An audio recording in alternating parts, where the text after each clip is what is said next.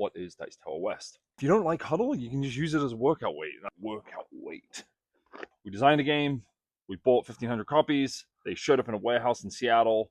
Now what? We had to sell them and get the word out about our fantasy football board game. One thing we didn't know about going into this journey were board game conventions. A customer of ours and a good friend now, Daniel, who actually told us about Dice Tower West. He reached out on Reddit, we hopped on a phone call, and he was telling me about these board game conventions, and he asked, are you going to Dice Tower West? I was, what is Dice Tower West?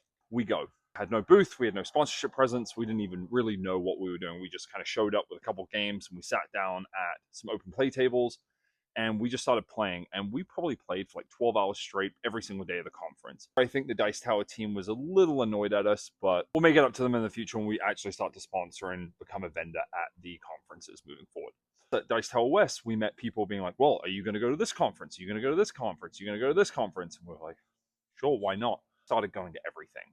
We're way too late to actually have booth space, so we just showed up as participants, and we'd go hang out in the open play area. We'd play some other games. But we did obviously try to focus on getting some exposure and letting people play Huddle. That really helped us, one, learn a ton about the board game community and just how special this community is. Two, it gave us a lot of exposure and really a lot of learnings about how to bring a board game to market from the consumer's perspective. Feedback from hundreds of people about how we can address this particular niche. Plus, we got a lot of people that really enjoyed Huddle. Obviously, we weren't selling games at these conventions, being a participant.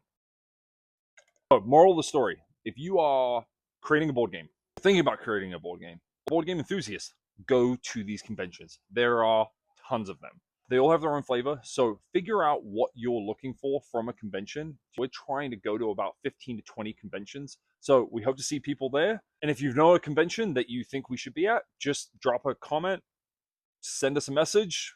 We would love to hear from people. Daniel, if you are listening to this or you see this, thank you so much for that phone call and reaching out on Reddit. You changed everything.